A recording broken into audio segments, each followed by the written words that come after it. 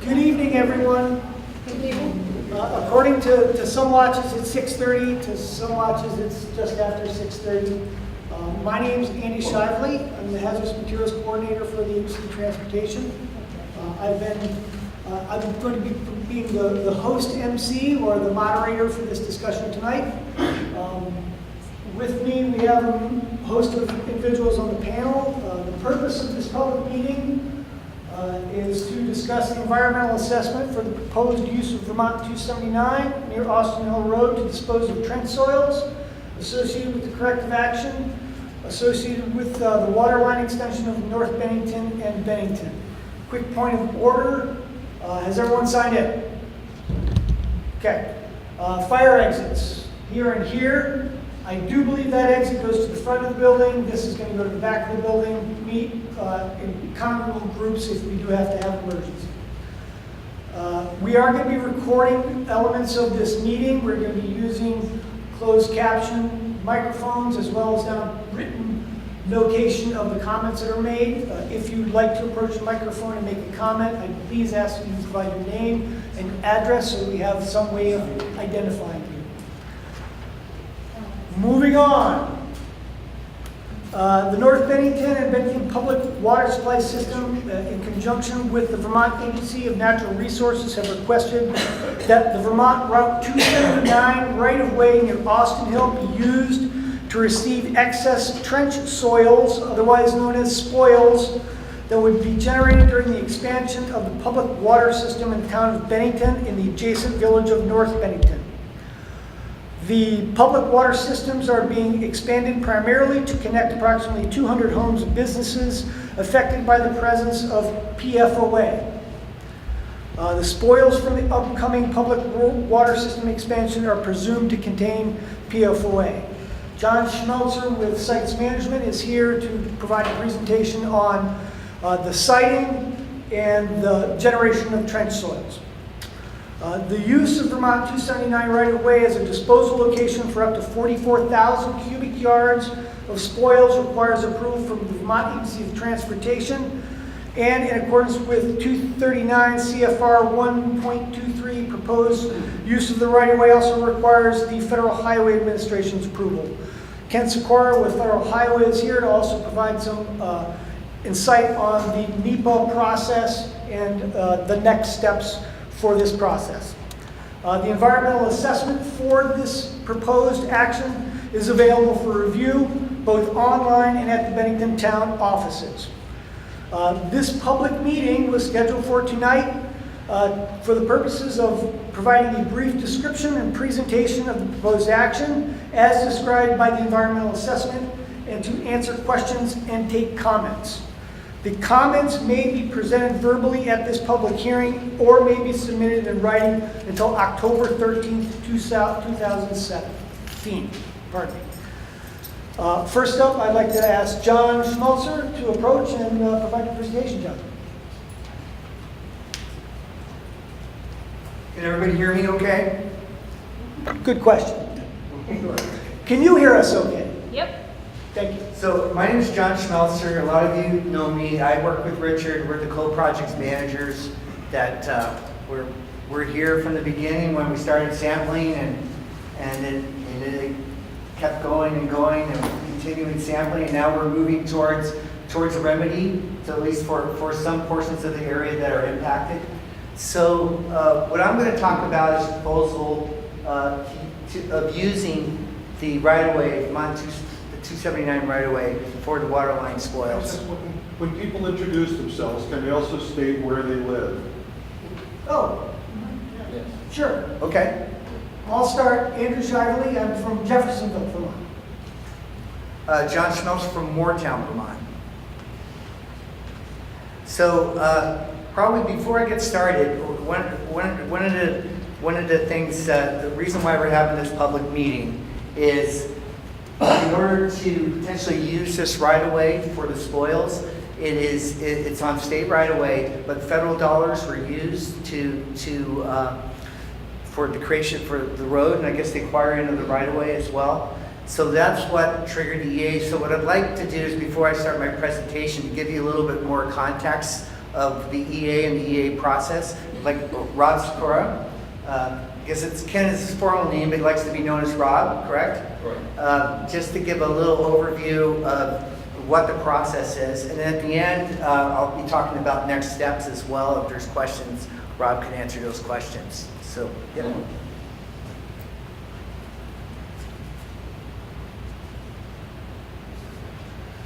So good evening, and thanks for coming out tonight. And John said he'd asked me to give a brief overview of the NEPA process tonight. Where are you from? I'm sorry, either Calais or Brookfield, depending on which taxes I'm paying. So, but right now we live in Brookfield, Vermont, so down a little south of Montpelier.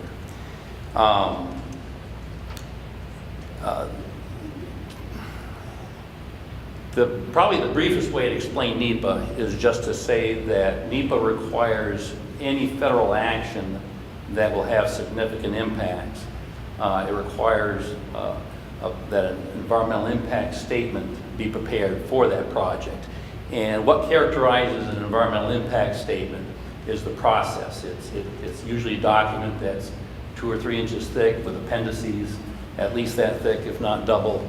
But what all that analysis results in is a hard look at the environmental impacts in a number of resource areas, both the human and the natural environment. So we're looking at historic, archaeological, but the wetlands, wildlife, and threatened and endangered species. So an environmental impact statement takes a hard look at the environmental impacts and potential mitigation. It requires consideration of alternatives and a detailed analysis of alternatives. And it also requires public and natural resource agency review and comment period. So when I say that's the process under NEPA for projects that have significant impacts, obviously the implication is that there are some projects that don't have significant impacts. And as a matter of fact, most of the federal actions that I'm involved in do not have significant impacts. And we process those under NEPA with what's known as a categorical exclusion. And let's say 90+% of our projects and other actions are usually categorical exclusions. And I want to be careful when I say a federal action versus a federal project. If you guys have any familiarity with NEPA at all, it's most likely from a V-Trans project, and you've got a good example here, right in your backyard. The Bennington Bypass was an environmental impact statement back in the late 1980s. I think the final environmental impact statement and the record of decision, which is the decision document, dates from 1991.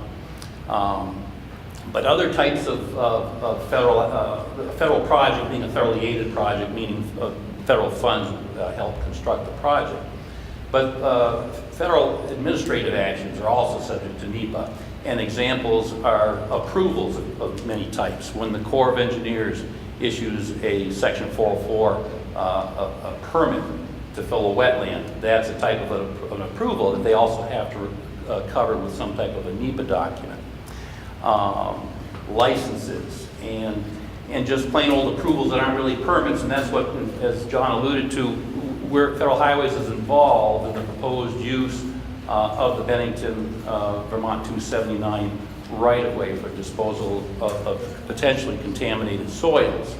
The reason for that is because federal aid funds helped purchase the right-of-way, and the right-of-way was purchased for highway purposes. And there's a public investment in that right-of-way. So anytime there is a request for a non-highway use of highway right-of-way, and there's several occasions, sometimes you see the solar panels going up nowadays. There are times when we have excess right-of-way and we may want to dispose of it permanently with a sale. All those actions, if they involve, if the original purchase of the right-of-way involved federal aid funds, our office our engineers have to approve that disposal or non-highway use, and those approvals have to be covered with a NEPA document. So in addition to both categorical exclusions and environmental impact statements, which again cover projects that have significant impacts and don't have significant impacts. There's a third level of NEPA, and that's what the proposed use of the Vermont 279 right-of-way it has fallen into. It's an environmental assessment. So an environmental assessment is a level of NEPA when you're not sure that you have significant impacts, which would require the EIS, but you don't fall cleanly and neatly into the categorical exclusion category. So in this case, because of the basically, our office was aware of the, even though we're up in Montpelier, we've been aware through the news articles and news reporting of the contamination issue down here. And quite frankly, our gut reaction when we were approached by the town and A&R to dispose of the material, potentially contaminated material in the Vermont 279 right-of-way was no way. Why would, you know, as many of you know, the Bennington bypass is only half built. It's the ultimate build out is a 4-lane divided highway, and currently it's only a 2-lane highway. So why would we want to, 30 or 40 years from now, when the other barrel needs to be built, why would we want to basically shoot ourselves in the foot when it comes time to try and construct that? So we were open to listening to A&R and had a meeting with them, and they explained the benefits and the risks, and it turns out that quite likely when we built Vermont 279, we were probably playing in the same soil that we're proposing to put there now.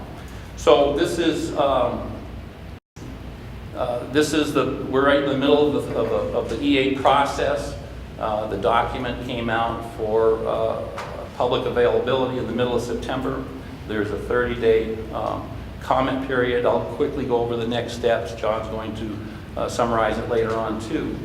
But we want to hear from, one of the reasons we elevated to an EA is so to give this opportunity for the public to come out and offer comments. Again, just to clarify, this is not a federal project. Federal Highway is not involved with funding the water line extension or the actual disposal of the soils.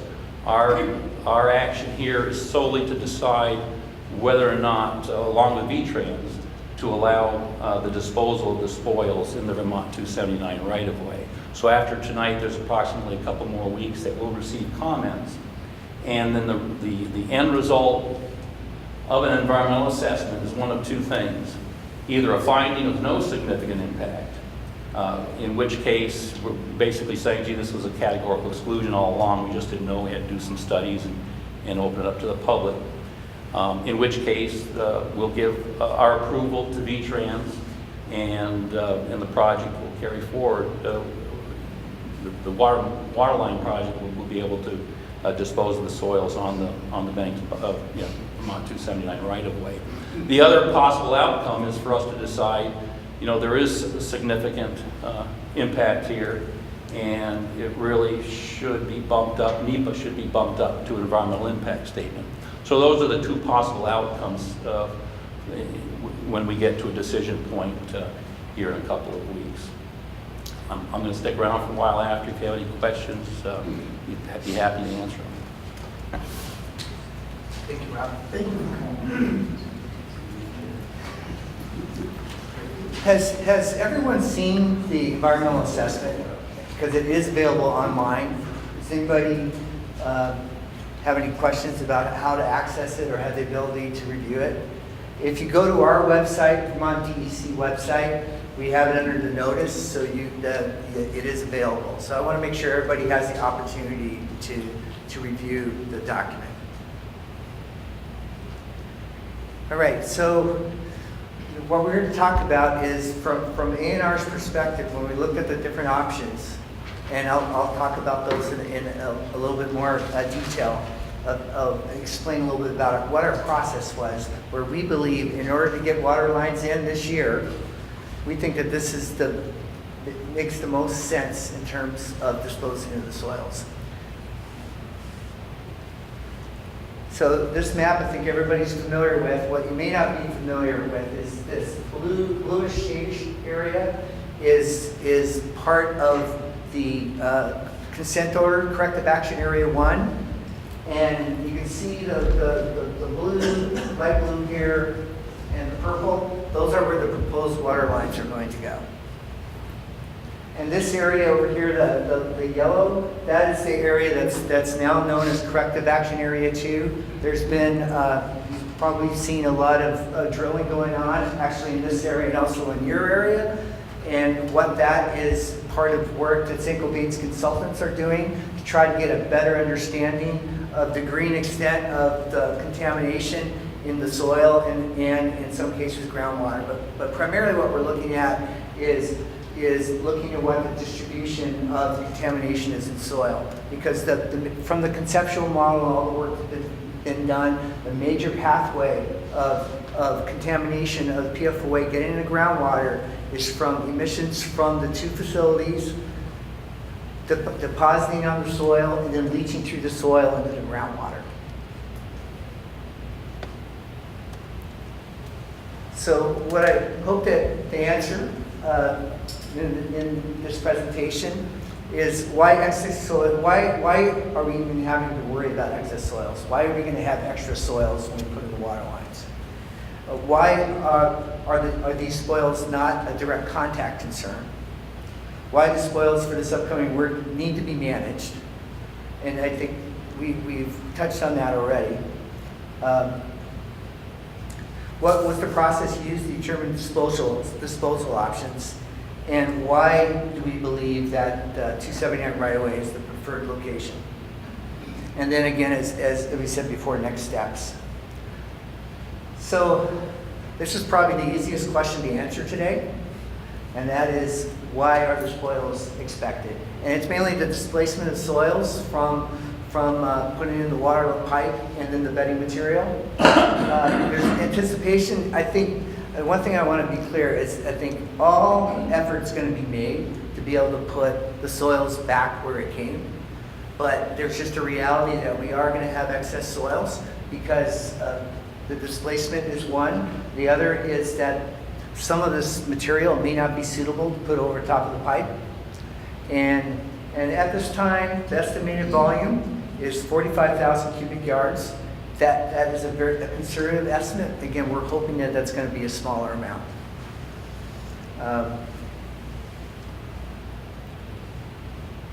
And why do spoils not pose a direct contact concern? One of the biggest concerns that people had initially when we started this response back in 2016, March and April, was what about the soils? What about the soils?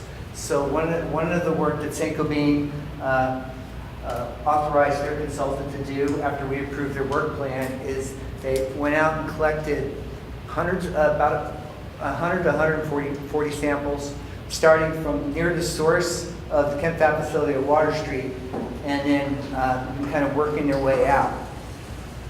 And all of those sample results that we collected were below 300 parts per billion, which is the residential use exposure scenario that was determined by the Department of Health.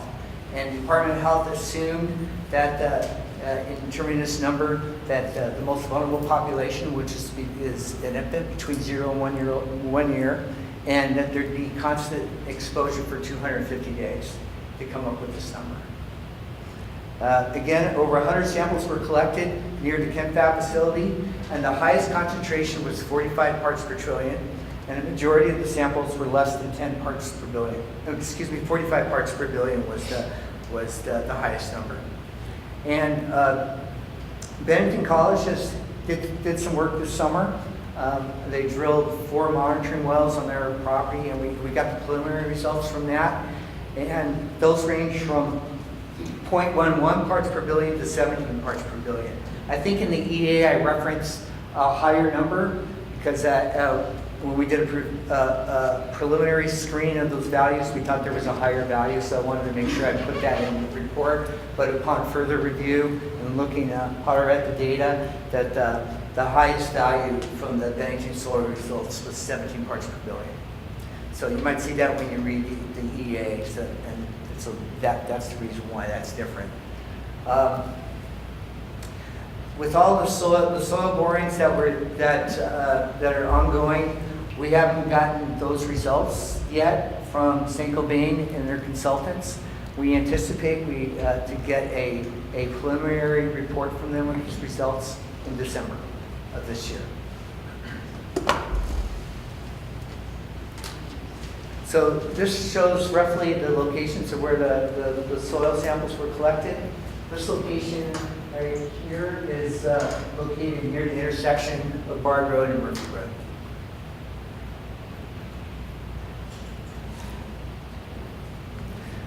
What this graph shows is what the average total PFOA concentrations and other PFCs, the distance from the PMBOK facility. And you can see as you travel with distance, again, the concentrations are getting, the trend appears that the concentrations are getting lower as further away you get from the facility. So the proposed location at the right-of-way is about 3,000 feet approximately from the PMBOK facility.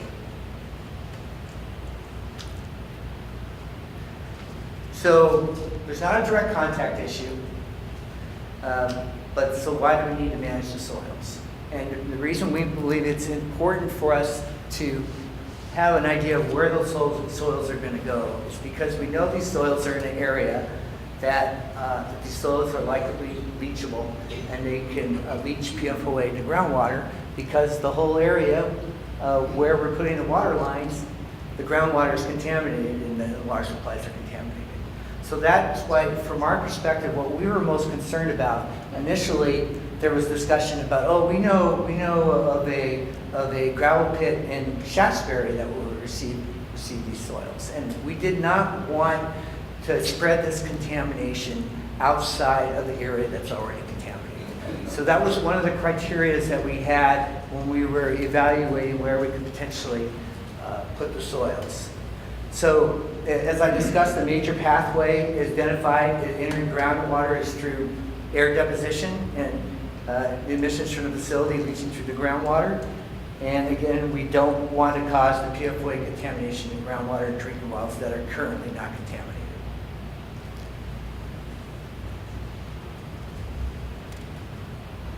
So this map may be hard to see. This is one of the maps that I showed in April, but this is a 3D model that our consultant put together for us that used all the existing data with the geologic data. These two white sheets that you're seeing here, those are two major faults that run generally north-south in the Bennington area. The red line is roughly the 20 parts per trillion line that's found in groundwater.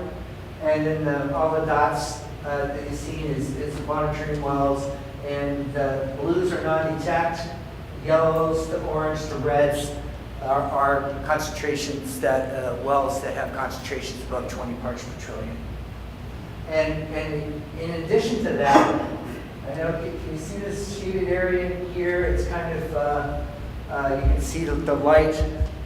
It starts from the facility and at first it's yellow and it goes out to a light blue. That's the estimated air deposition. So to kind of reinforce the fact that based on the modeling that's been done, we know that major pathway is deposition into the soils and leaching into the groundwater for that area.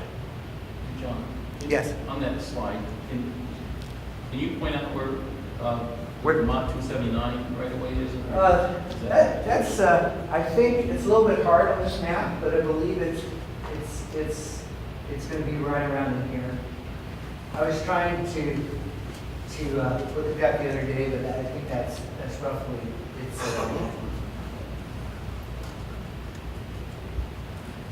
So when we initially, from A&R's perspective, we didn't realize how much spoils could potentially be generated.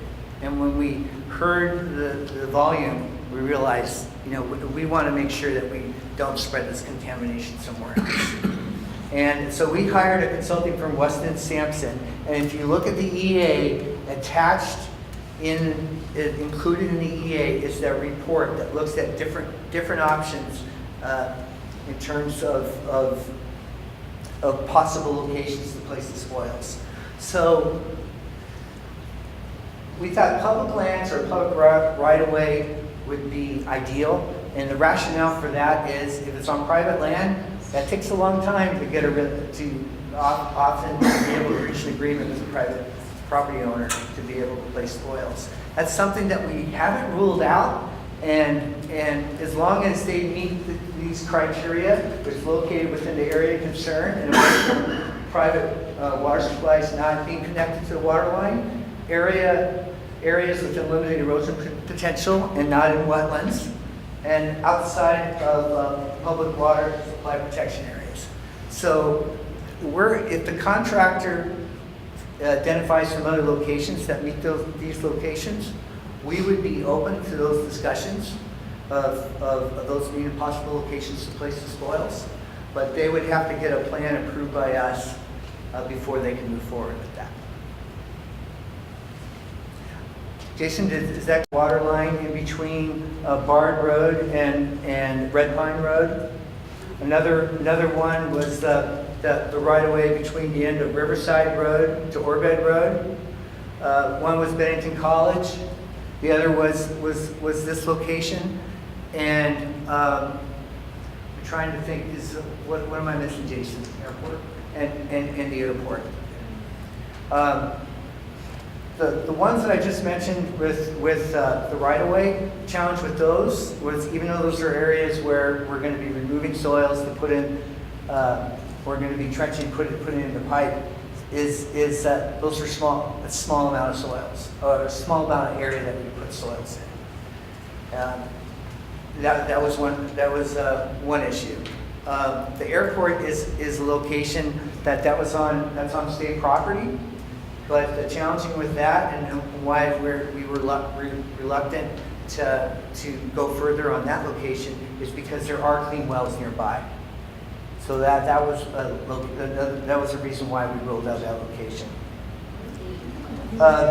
Also, if you hadn't had the opportunity to read the corrective action plan, that's also on our website, and that corrective action plan is for the areas where we're putting in the water lines. And in there's a section that goes into, also talks about how we're going to manage the spoils as well. It's very similar to the EA, but I just want to let you know there's another location to look that provides some detail.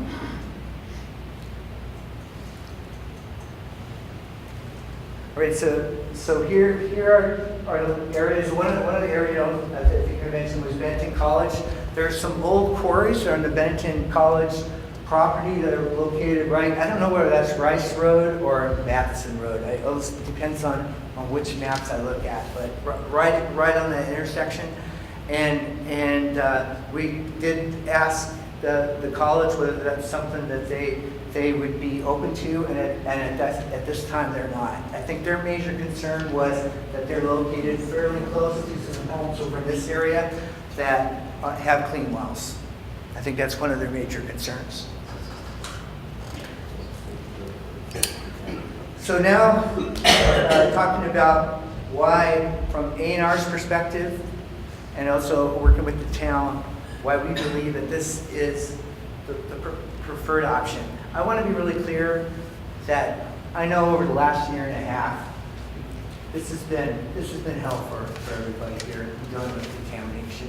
I totally understand that, and we understand it. I'm not living it, but I've been over 400 people's homes, I think. So I've listened to people, and from my perspective, from Richard's and everybody that's working this project, we're doing the best that we can to try to get people connected and get clean water.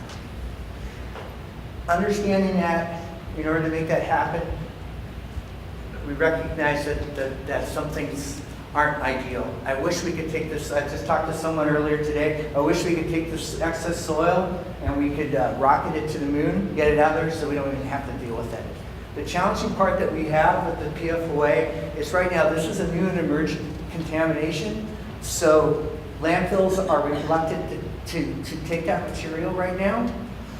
Because it's an emerging contamination, there's still, it's kind of in the infancy stage in terms of looking at ways to remediate the soils, a massive amount of soils.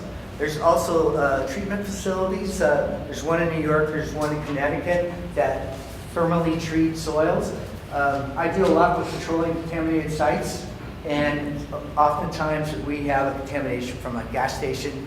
Sometimes it makes the most sense to take those soils so people around the neighborhood don't have to deal with it, and take it and get it thermally treated. But right now there is no permits none of these facilities are permitted to be able to take these type of soils and to treat them. So from our perspective, what we wanted to do then is, okay, where could we put these soils so we can get the water lines going and get people off their poets and into having a potable water supply. And so that is, excuse me, so that was one of the reasons why this site was appealing to us. It was within the public right of way. It had sufficient room to receive all the material. The concentrations are not a direct contact exposure, and the soils in this location presumed to contain PFOA because of the contaminant wells in the immediate facility. Again, looking back on that model based on how we know what the mechanism of how the groundwater is contaminated, it is from the soils, and also we had that one soil sample collected right on Murphy and Bart that had a concentration of, I think it was 6.5 parts per billion. So the mass being proposed is, the other reason is, even though this 45,000 cubic yards sounds like a lot of material, and it is a lot of material. 66,000 tons. What's that? 66,000 tons, right? If it's wet, it's probably it weighs more than that. So, but if you compare it to the area that we know is contaminated and it's leaching through, if you look at an area that's roughly, if you had the proposed location as the center of a square, and you go from Route 279 to Murphy Road and make a big square, I estimated what that volume of soil is, and it was in the millions. And then I looked at what the percentage of the 45,000, and that came up to around 3%. So even though I recognize that it is a lot of soil that's going into an area and it's going near your homes, but in terms of its impact to groundwater, and you know, it is probably going to, it is leachable, but the fact that in that area, that's where we want to connect people to water lines, and that's where the water lines are being proposed. So that was one of the areas why we thought this was ideal. Again, as I said in the last bullet point, the human exposure pathway is eliminated by connecting people in these areas to water lines.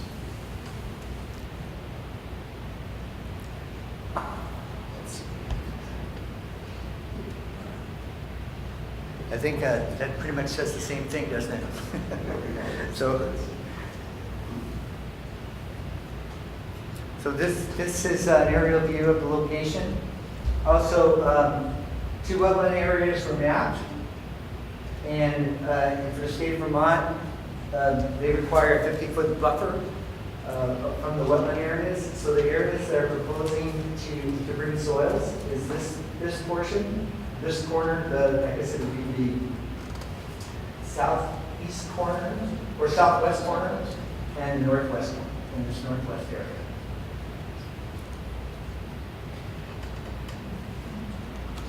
So what this map, this shows groundwater contours, and so the proposed site is roughly in this location. This is where the facility, the NEPA facility is, and this shows, this is based on everybody's water supply wells that we were able to have information on in terms of well depth from the drill logs.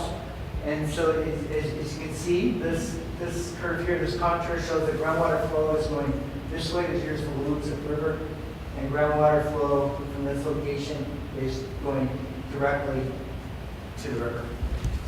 And it's in an area that is, in fact, it's drained towards the facility where we know where the contamination levels are already, that's where the highest concentrations are, is close to the facility. Okay, this map I showed you before, it shows, again, we have the water line here. The oranges are levels that are greater than 100 parts per trillion.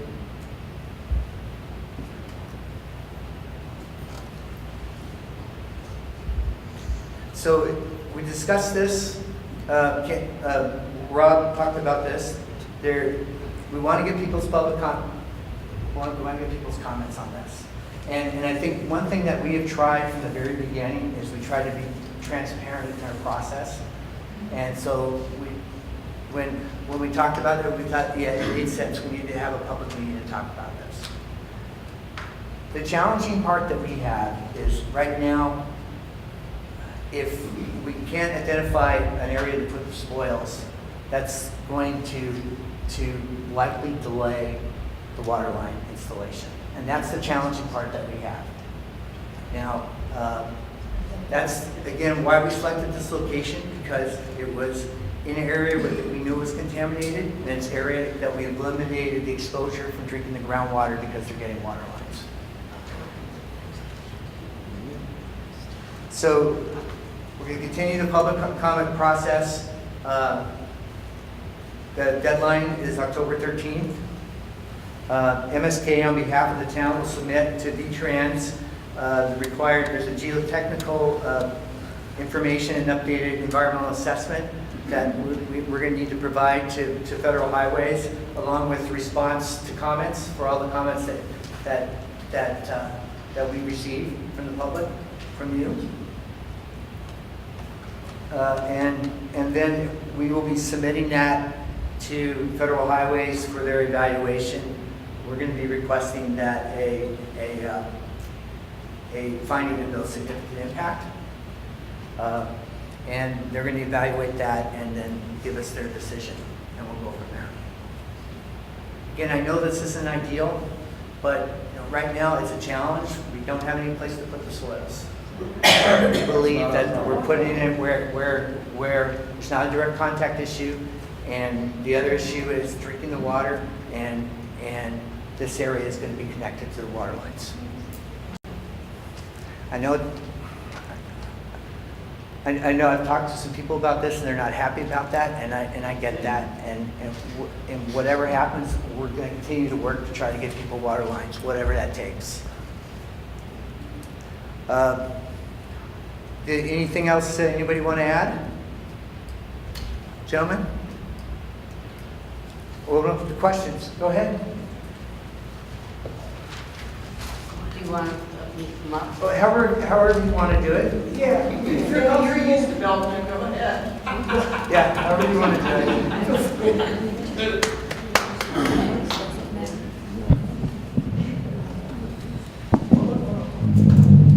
My name's Penny Smith. I live on Bard Road, and I live directly across the road from the proposed dump site. And so I have a lot of important and genuine concerns, questions, issues. I got the chance to talk to John earlier today, and a couple lawyers, and we've been playing around with all kinds of issues and concerns. And I think, first of all, I would like to clarify one thing that happened yesterday, and that's a sign that went up on Austin Hill Road suddenly that says trucks entering and exiting. And I would like to know who put that sign up and why it went up before this hearing. Does anybody know about that sign? And why did it suddenly appear yesterday?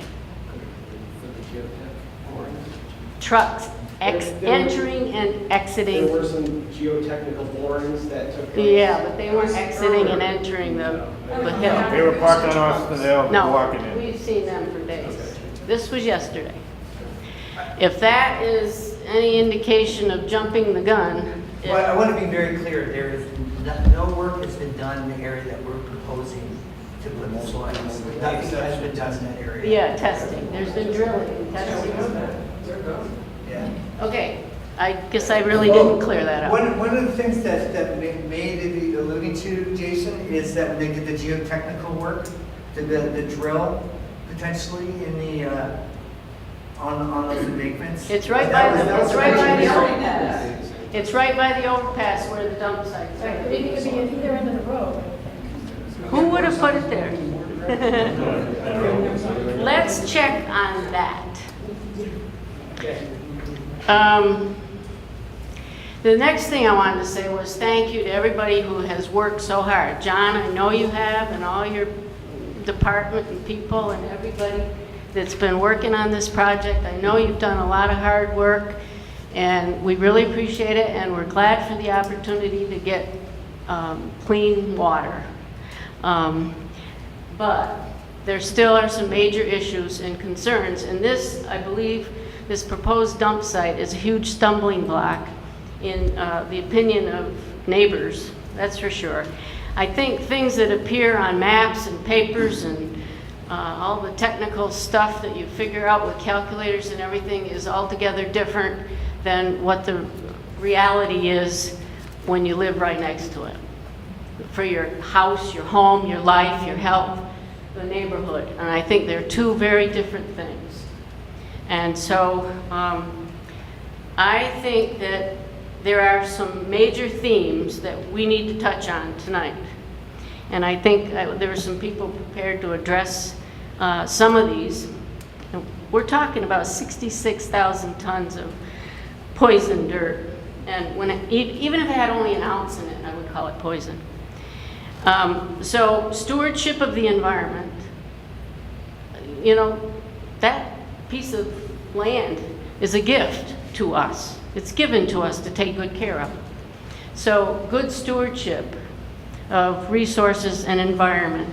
And there are wetlands nearby. So wetlands is going to be a big issue. The study of those wetlands is very important, and also the trees in the area. We went through hell putting in the bypass for 5 years, tearing down thousands of trees. I hope there aren't any more trees that we're going to lose along Austin Hill because of this dump site. The makeup of the spoils, what is exactly going to be in that dirt, I don't know as anybody knows. I think there might even be asphalt in it for all we know. Who knows? The PFOA, we don't know how much. You know, has the soil in the exact spot, dump site, proposal spot, has that been tested enough so that we know the level of PFOA there now? And so after spoils get dumped there, are we going to know if it changes the level? Is it going to increase it?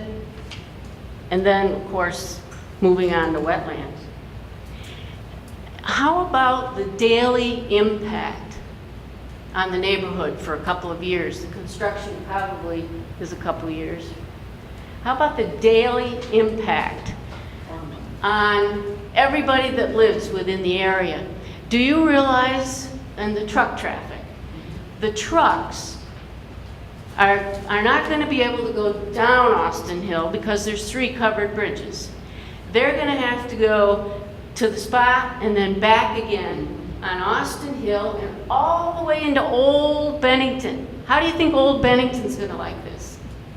We are talking probably, how many truckloads did we figure out? 2,000 truckload times 2, so about 4,000. 4,000 truckloads going back and forth with that amount of soil.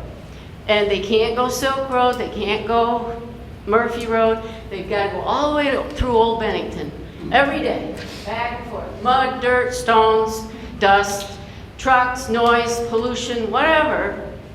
How is everybody going to like this?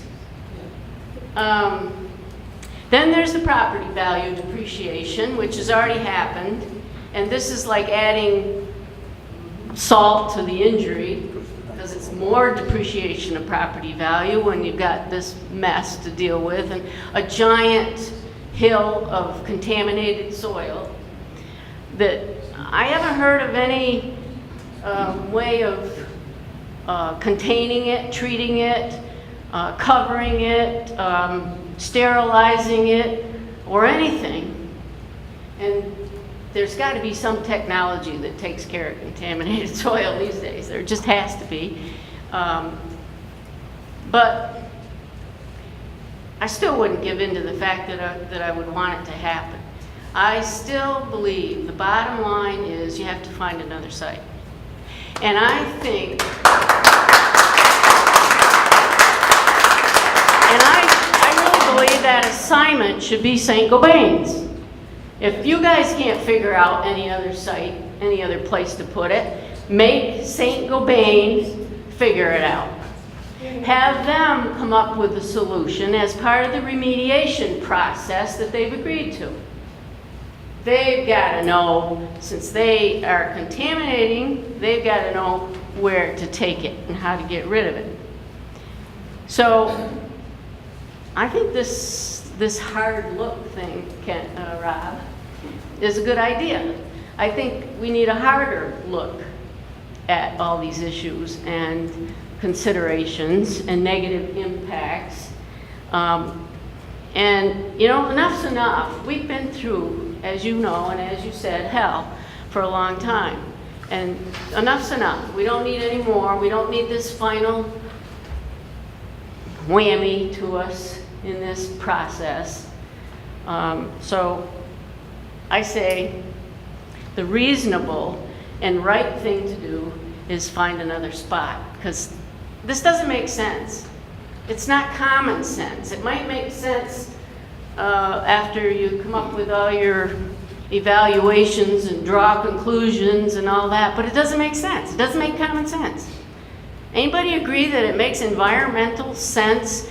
Isn't it I had a dear aunt who was diagnosed with emphysema, and I thought for sure she would quit smoking, and she didn't, because she said to me, I've already got it. Why shouldn't I have more cigarettes? Isn't it the same kind of reasoning? We've already got contamination, so let's just add a little more. It won't make any difference. I say we have to do the right thing here, and I don't think we should be held hostage saying it's going to hold up the process for everybody to get clean water when there's got to be a more reasonable solution. I've said my piece.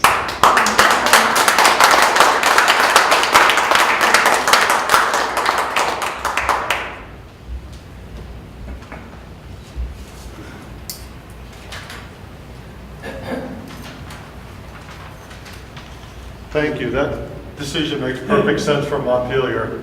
My name is Ed Balzer. I live on Austin Hill Road, about a half mile from the dump site. Ed, I'm sorry, can you spell your last name for me, please? Balzer. Yes, we live about a half mile from the dump site. We have a well, and so far we've had 0 PFOAs. Now that also means that we're unprotected with filtration. So, for all the reasons that were just mentioned, I'm against having this well, plus the fact that I don't want now my well that I do have to be contaminated.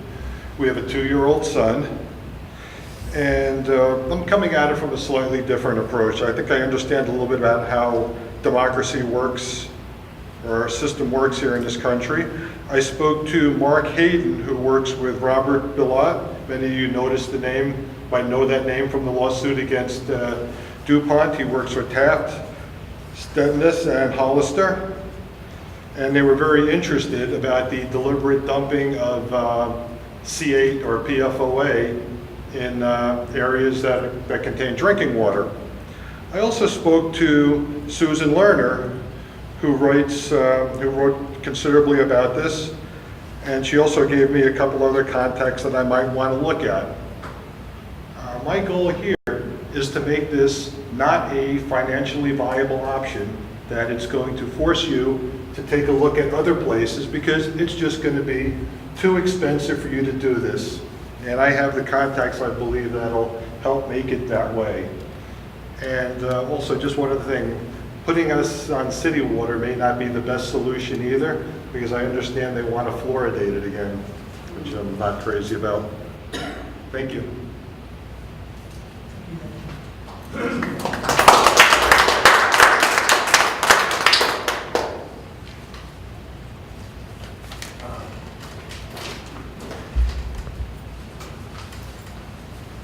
I've got a couple of pictures.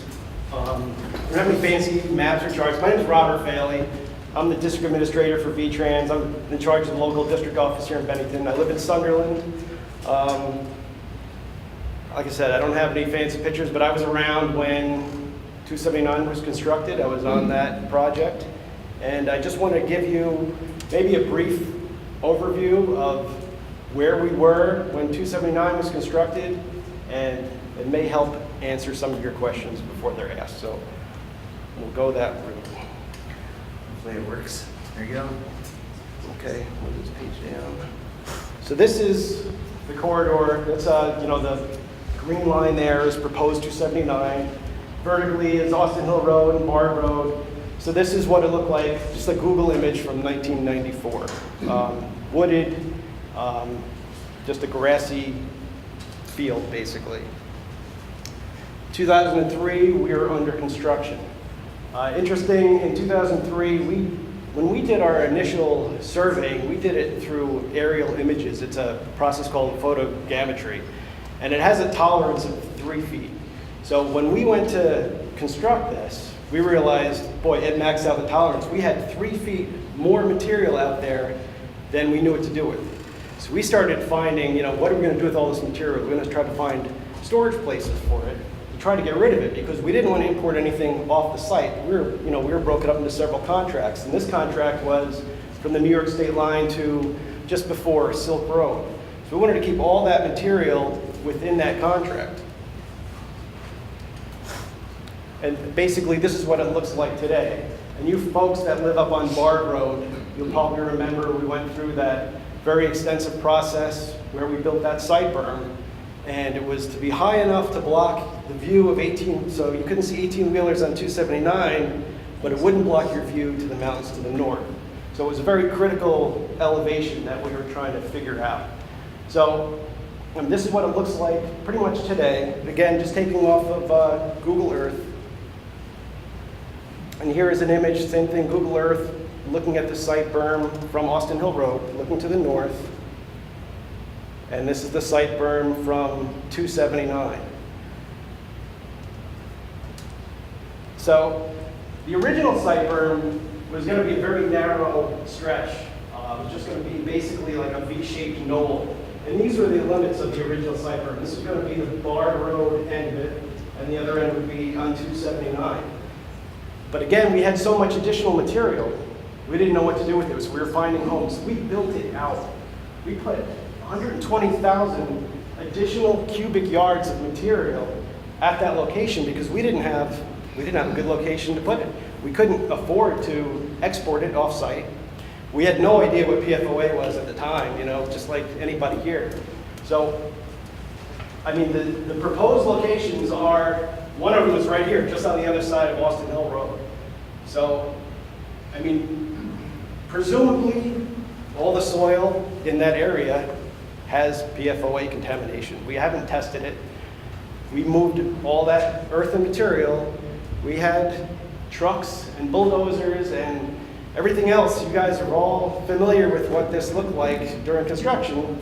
It was a pretty open mess there for a little while. But this soil, any place we had to cut, the elevation of the road was lower than the surrounding land. We had to excavate that material, and we had to find a home for it. So we placed a lot of that material where that site berm is today. Again, it was about 120,000 cubic yards. It's large compared to 45,000. I know 45,000 is still a lot of material, but not that we did the damage, but the soil, we were already using that area as kind of a stockpile. And unfortunately, all that soil likely is the same type of soil that we're proposing putting there now. I don't know if that helps, knowing that, yeah, it looks bad, but when you go, I don't and see it's the seeded. streets that you were driving on and the houses you were driving by to put that there. You're correct. It was all taken from the corridor of 279. That is a different impact, but this is, I mean, what it went from to what it is now, it looks like basically a grassy hill. Thank heavens that's there though, because that has saved all of us from looking at 18-wheelers and listening to them and everything else. So if anything, that berm was a gift. But we went through the federal process, and that was one of the things to mitigate traffic noise and the visual impact to Bard Road residents. That was part of that NEPA process, part of that federal highway process. So we were building that regardless, but we built it out that much more just to get rid of the additional material that we encountered.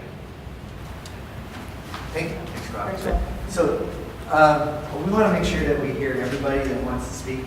So, and there was a little lull here, but I'm assuming that there might be some other people that wanted to have their say. If you don't want to get up, please send your comments to us because we do want your comments.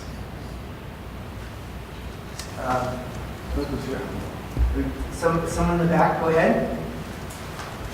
Diana Griffiths, I live on North Bennington Road, across from the Paper Mill Bridge.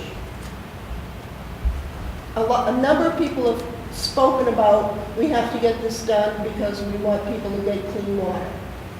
Well, you're not laying water pipe in the winter in Vermont. This can be discussed and thought about. Most of us have already got water, courtesy of St. Gobain, being delivered to our houses. So it's like, why are we rushing this so much? Let's find a good place for it. Let's not antagonize people more than they are already. And if you're not going to be laying water pipe until the spring or next summer, and take the time to think this out, think about where else it could go. And yeah, putting poison dirt on top of poison dirt makes no sense to me either. Thank you.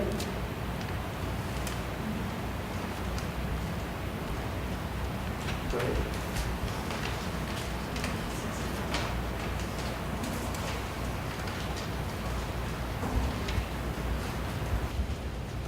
I'm Herb Taylor. I live on Bard Road, and therefore, of course, I'm most concerned about the proposal to dump the spoils in the vicinity of Bard Road and Austin Hill Road.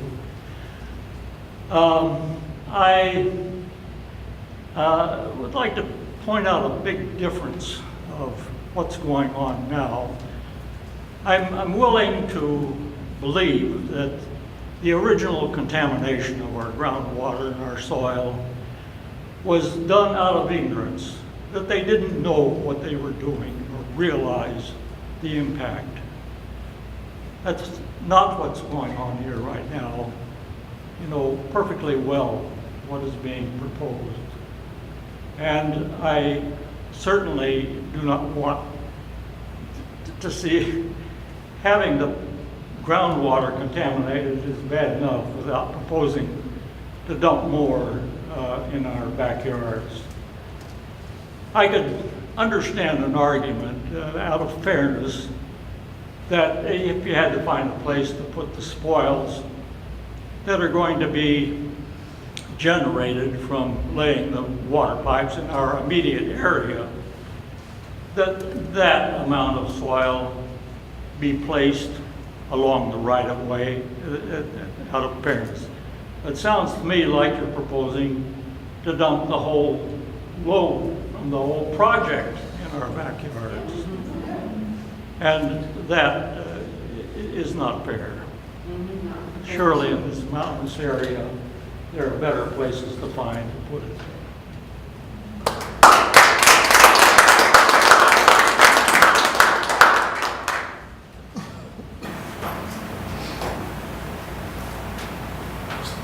Go ahead.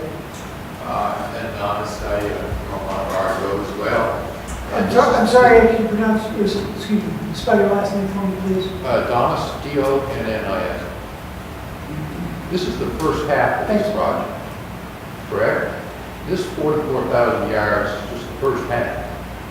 You got another half on the other side of the railroad tracks that you're trying to figure out. So the idea of putting on a pause here, that was earlier suggested, makes some sense. Yeah. We're going to take, what's going to happen when you figure out where that material goes? Is it going here, or is it? You know, when the bypass was built, I remember they were railroad track loaded with containers, bringing gravel in from their pit. You know, line up the cars, and ask St. Gobain, where would you like? That's right.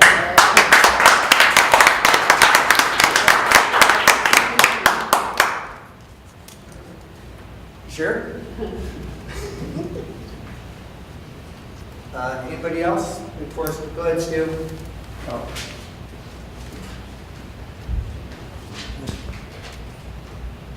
Well, I'm Stuart Hurd. I'm the town manager. I live on Soul Street, so I don't live in your area, and I'm already on town water. I think the question that the gentleman asked just a little while ago about how much of these spoils are actually coming from your neighborhoods. This project is entirely west of the railroad tracks. And John, I look to you, or to you, Jason. This soil is all coming from the Vale Road, Austin Hill, Silk Road projects. Am I correct? Is North Bennington soil being deposited here? Well, I share your concerns then. It seems to us, or to me anyway, tonight that yes, we can construct water lines right through the middle of winter.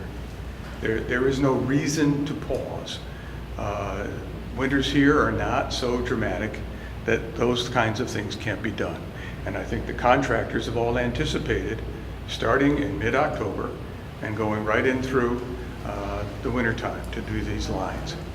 But I think that the question that bears answering is this truly the only site? We recognize that when we get to the other side of the railroad tracks, there will be other sites that will be looked at seriously. I know that because I think the landfill is going to be one they look at, because it is already contaminated as well. So when we take the soil from your property and we put a water line in there and we deposit that soil in your neighborhood, that's not an unfair task. But if we're taking soil from disparate sites half a mile to a mile away and bringing it into your neighborhood, I'm not sure that that's an appropriate response. And I'm not looking for any applause, please. I think it's just a consideration that John, you folks need to make. I don't know where other sites might be. When we first heard about this particular site, we thought it was a good idea because it is the material in your neighborhood. It's going in and staying in your neighborhood. But the idea that we're also importing soil into your neighborhood gives me some pause. And I just leave it at that. Thank you.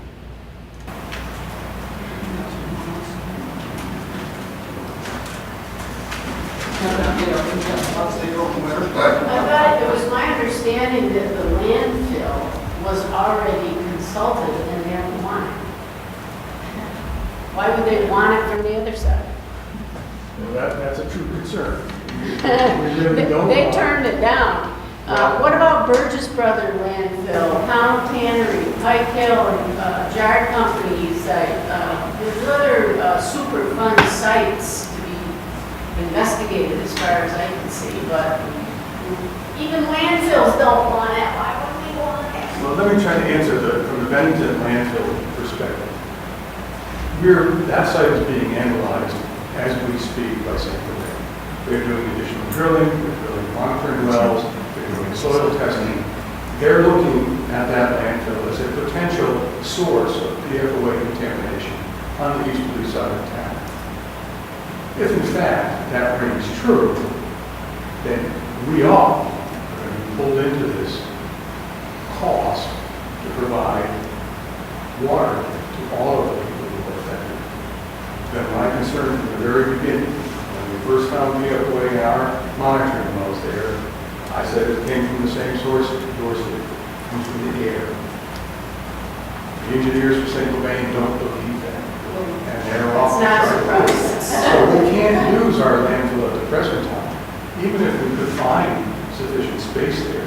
We can't use it now because it's being analyzed as we speak. And that's one of the reports that John talked about. Yeah. We're supposed to have some findings in late December, mid-December. Again, a better reason to assign this task to St. Louis. And to be clear, we have talked to St. Gobain about that, look at options, but the challenging part is, as we talked about, and we talked about disposal facilities and treatment facilities. Right now, the treatment, the thermal destruction, they're not permanent. I think they're looking to try to get that, but I don't know how far along that and how long that permanent process is going to take. Yes? Yeah, my name is Steve Bennett, Mercer Road. If you went ahead and did that, put that material in there, first of all, would that area be lined so that the material, the PFOA that's already in that material coming in doesn't mix with the PFOA that's already in the ground going downhill? Currently, it is not proposed to line. Just a dime. Okay. No. Personally, I think that would be something that should be looked at. The other thing would be that it would be monitored on a regular basis by yearly or whatever, on an ongoing basis until there was a place where it could be taken and remediated down the road. That's about, what, 100 feet, 50 feet above my house? You know, and everything goes downhill. To the water, yeah, to the river, to the water.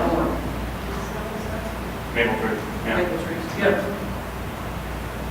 Thank you. Again, thank everybody for coming. I know this isn't easy, and again, we tried to have been, I think, from the very beginning, to be transparent. This is the one time where I think we're trying to balance everything and trying to get people clean water, but I definitely understand your concerns, and those are ones that we will address.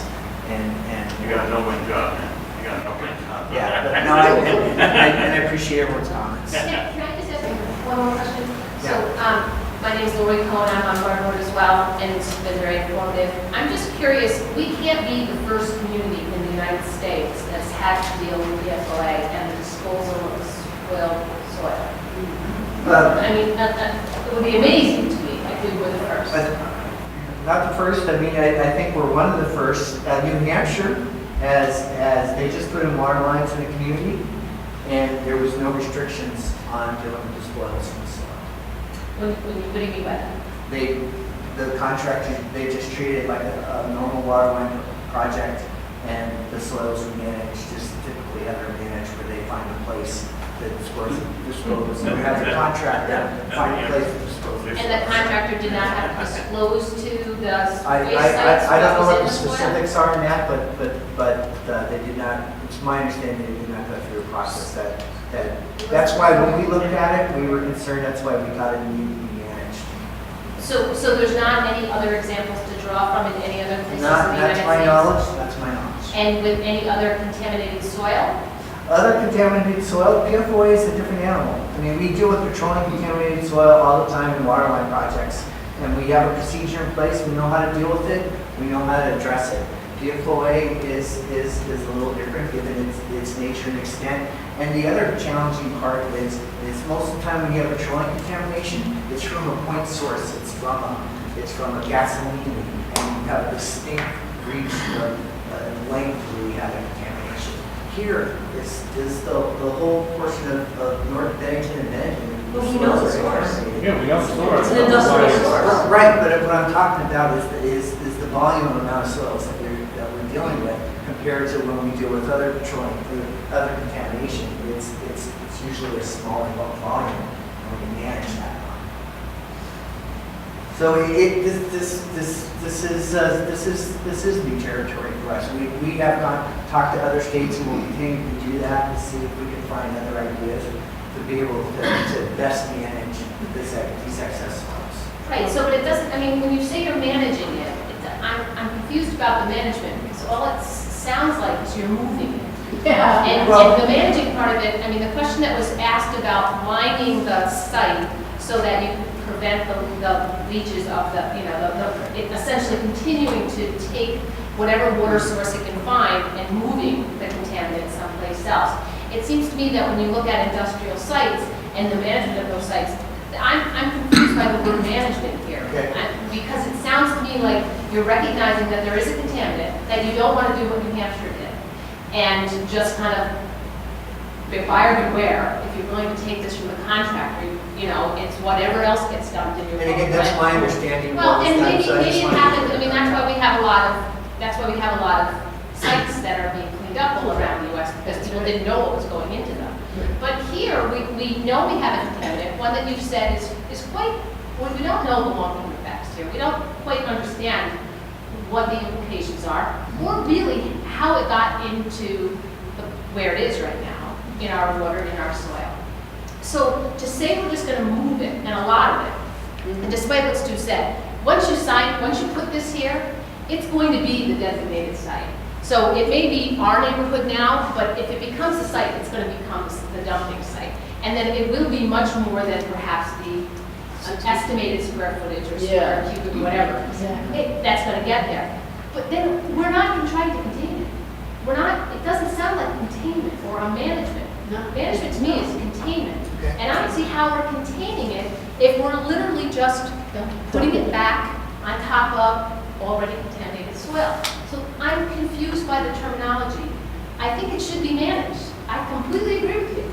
But management to me is not leaving it to go into the air again as we're moving it, and to leach back into the water, because we're not containing it by putting it in whatever would prevent it from leaching into the water. So it seems to me that management is a loosely used word here. John, can I step in for a second? Sure. I just want to, I'm Jason Dolmich with MSK Engineering. I grew up right here at the end of Polygraphic Lane while ChemFab was in operation. Anyway, I think just to answer a few of your questions, firstly, I just want to reiterate the purpose of needing to find a spoil site, and it is literally just because when we take material out, put water lines in, and put material back, we have extra. Okay, so first and foremost, this is not. We are not treating this as if it's petroleum contaminant, which is essentially a contaminated site-specific location. This, unfortunately, is our management area. So when Weston and Sampson and the team were tasked with finding an appropriate location to contain what is already material that essentially the same material. We're taking material in this area and we're containing it in this area. And that is exactly what's happening. This is not a dump site that can get expanded beyond what we've proposed. So this is not a dump site that can get expanded beyond what can be proposed because of the physical constraints of the site. So there are, when this settlement area over here comes about, this will be a new activity. So I think that it's just important to make those notes. I understand that it feels like a concentration of activity, and unfortunately we have. It doesn't just feel like it. Trucks go by your house 4, 5, 6, 7 times a day. Boston Hill and Vale Road are already in need of repair. They're awful. They're terrible. It's a terrible ride into town. patch jobs and everything else. So now you're gonna have all this traffic and all these heavy trucks driving on those roads. And who's gonna repair them? Yeah. At whose cost, though? At whose cost is it gonna Right be? next to the road. Look, Originally, Vale Road, Woodstock Road, Austinville were all scheduled to be paved this past year. When we understood that we were going to be laying water line along those rights of way, we prudently decided not to spend the money paving those roads, only to see them be torn up. So yes, they are in bad shape. We know that. We will schedule them to be paved. Obviously, they will be patched by the contractors as they move through, but we will be coming through with a wholesale paving project after this is all done. And that will be paid for by the taxpayers of the town of Benton. That's what we do. How long do you propose this is going to be? Yeah, what's the duration? You tell me what the project is. So I haven't received specific construction schedules, but the expectation is that construction will begin as soon as the contract is signed, which is next week or so. So construction would start sometime in the middle of October and would run until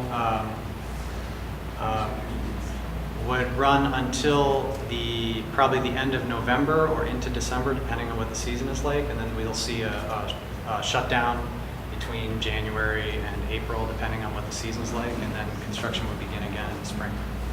For how long? The expectation is that the project, the requirement is that the project is substantially completed by October 15th of 2018. One of the things you say is that you're not going to be putting it on a site that is not already contaminated, but you're taking a concentration from all over an area and you're putting it near all those blue dots over there that are just beneath it. Look at all those blue dots right beneath your dump site. Yeah, I'll let John speak to the groundwater. From the groundwater standpoint, groundwater flow is going from Vale Road down this direction. So from what we're concerned about, I'm not discounting anything what anybody has said here, but from our perspective, at this location, groundwater flow is going to be going in this direction and not going towards Vale Road. Right to the river. Yes. Will there be another hard look at the wetlands? Well, there was an evaluation. If you don't mind. Go ahead. So we hired Gilman and Briggs Environmental to come and map the wetlands, and so the entire area of potential impact was based on a 50-foot buffer off of existing wetlands, mapped wetlands. So no more hard look? They've already been evaluated. Did they use old maps? Yeah. No, they were site-specifically evaluated. Where can we see that? That information is contained inside the EA. When are you going to do the environmental impact assessment? You've only done a phase one, but now you should do a phase two. I would let either Rob or John speak about that. Environmental assessment, there's different uses for it. What you're referring to as a phase one is typically what's done for a real estate transaction, industrial site, and then if more work needs to be done, there's a phase two. This is different. This is environmental assessment under NEPA, which is the National Environmental Policy Act. But you haven't gone to the next level of the environmental impact assessment. Well, I mean, from what we were proposing, and I think the community here has made very clear what they're feeling about that, was that we do the EA and that there be not a determination that there isn't significant impact. But as what Rob was saying, that they're going to evaluate that, they'll either make that determination or they'll determine that a more detailed evaluation and environmental impact statement need to be completed. Is that fair? Correct. Our decision here at the end of the comment period, again, is either a finding of no significant impact or a finding that they would need to, the project sponsor would need to perform an environmental impact statement, which is the more rigorous. And that's what we'd like to see is an environmental impact. Yeah. What about traffic? Have you done traffic studies of what the impact is? Because you only have one way in and one way out. Yeah. Do we have a traffic control plan, a traffic pattern? And Yeah, people on Dale Road been notified of this? Does Old Bennington know what's happening? And also, I believe that this is coming from North Bennington. So what's your traffic pattern from North Bennington to get to Austinville? Yeah. And you're doing this during fall foliage. You're telling me that you're going to start this in the middle of October. You're giving us until October 13th for a comment phase. It doesn't seem to me that you're going to take our comments very seriously. Because now you're going to sign a contract with a contractor, Schultz, and in a week. And then you're going to already have their shovels to the ground. So obviously, what do you have us? All right, good, because let me catch up to where you're at with your subject. So on a couple of You guys go things. very quick for the state then. Well, let me address that one first. Obviously, the town and are exercising a little bit of risk management here. You're right. If this was a V-train, remember I said that there's federal highway projects, and then there's federal approvals. If this was a federal highway project that V-Trans was the sponsor of, we would not let them advance the project until after they got the NEPA clearance. A NEPA clearance for us is a location approval for a project, and we don't ever exercise that level of risk where we start getting a contract out to bid while we're still working on our location approval. This is a little different. It's A&R's choice to take a little risk here. In the event Federal Highways decides, no, this is a significant impact, and we need to take a hard look if they do want to ultimately use the 279 right away. My understanding is the way that the contract was set up was if this site does not become available, there's an interim, or I don't know if interim is the right word, but a temporary storage location that Right, might be available. and it's challenging, there was an aggressive schedule that was set up that, it started with Governor Shumlin and with Commissioner Sherm, and the commitment of trying to get a water line as fast as possible. So he chose fall foliage to schedule this project for? Pardon? I'm sorry? You chose fall foliage to schedule this project for its kickoff. Well, what we're trying to do, we were trying to get the people in this area connected as soon as we can. But as I think what we tried to do from the very beginning, we tried to listen to people and what their concerns were. And what we were hearing in a lot of our public meetings is we want to get connected to municipal water as quickly as possible. What we're hearing today from people that live in this area where we may potentially put the spoils is a little different. And that's something that we are going to evaluate all those comments. Let me answer backing up your other question about things like traffic or wetlands. Again, just to be frank, normally a proposal to use highway right-of-way for non-highway use is a categorical exclusion. I've seen situations where we've not approved a proposed use, but in any situation that I'm aware of that we approve some type of non-highway use in the highway right-of-way, under NEPA it's always been a categorical exclusion.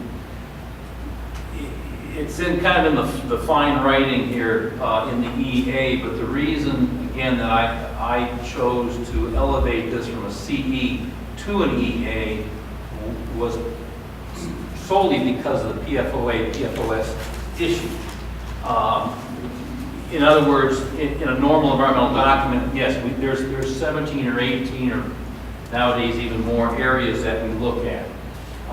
Those areas to me are obviously not a significant impact. Now you're free to comment on those as you comment on the EA. Because part of the public input is for you to tell us, you live here, you can tell us about things that we don't know about. But primarily this is an EA, this is borderline, if I'm thinking there's a significant impact at all, it's the PFOA, PFOS issue. So it's a limited scope EA. Like I said, an EIS is 2 or 3 inches with appendices. Our normal EA pushes that. It can be 1 inch thick, 2 inches thick. This was a 12-page EA because it was a limited scope.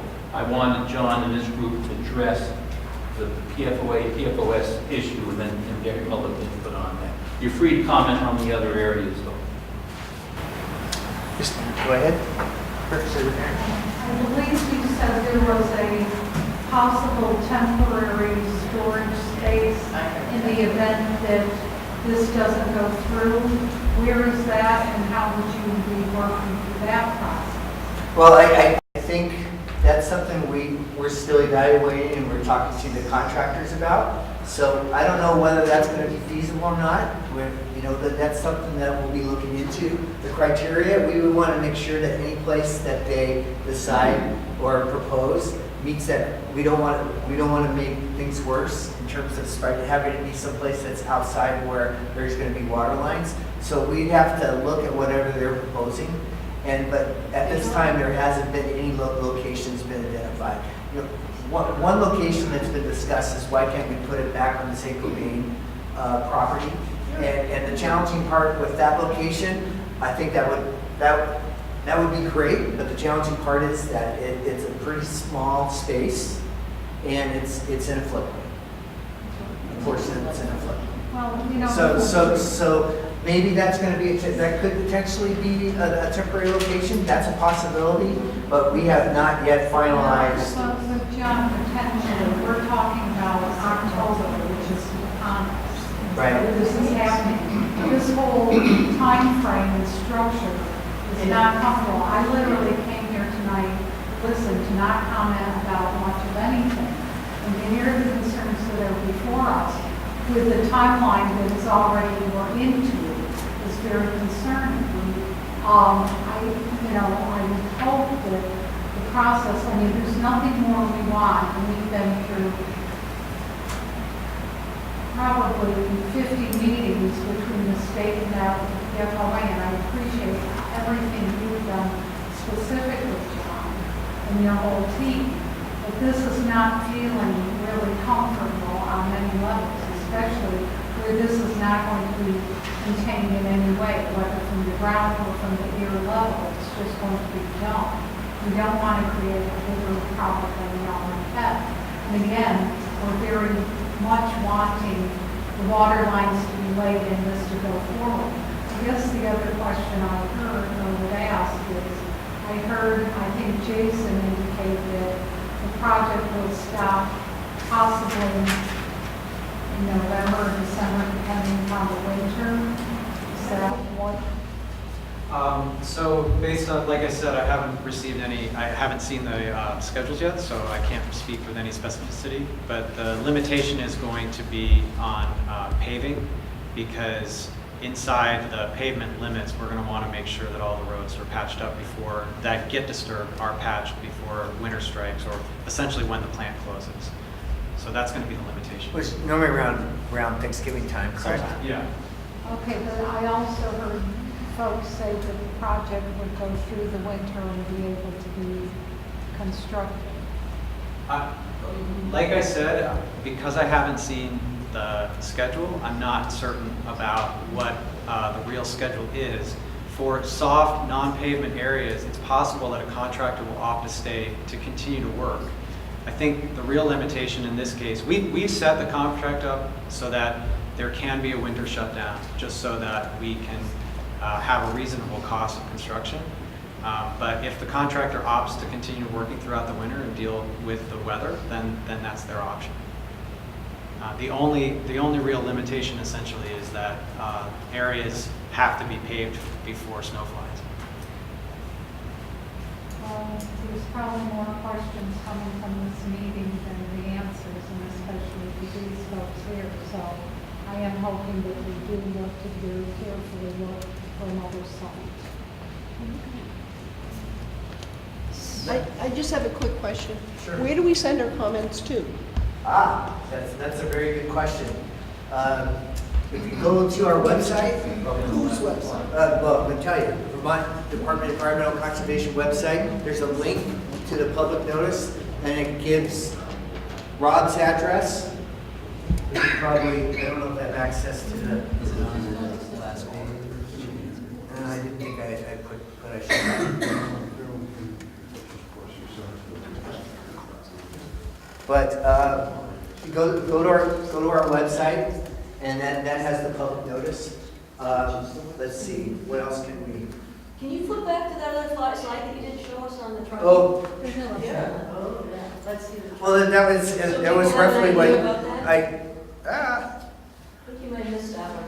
well, on that one, you talked about the trucks, and I think you did the math. No, there was another. No, this is the one. This is the one. Yeah. Yeah, you did the math, and I estimated just under 4,000 trucks, but 4,000 trucks. Well, let's double that because they have to come back empty. Well, we just call it trips, so you're right. It gets confusing when you talk about trucks like that. Just so that people have an idea of how many trucks are driving. Well, and we in the estimate, assuming 12 cubic yards per truck, over a 10-month period, 200 days, on average, it's 19 to 20 trucks per day. There's a lot of people to notify about this. I mean, like even the high school, because the cross-country team trains on the hill, and buses, there's a lot of people that are going to be involved and concerned about this truck traffic. But, okay. So with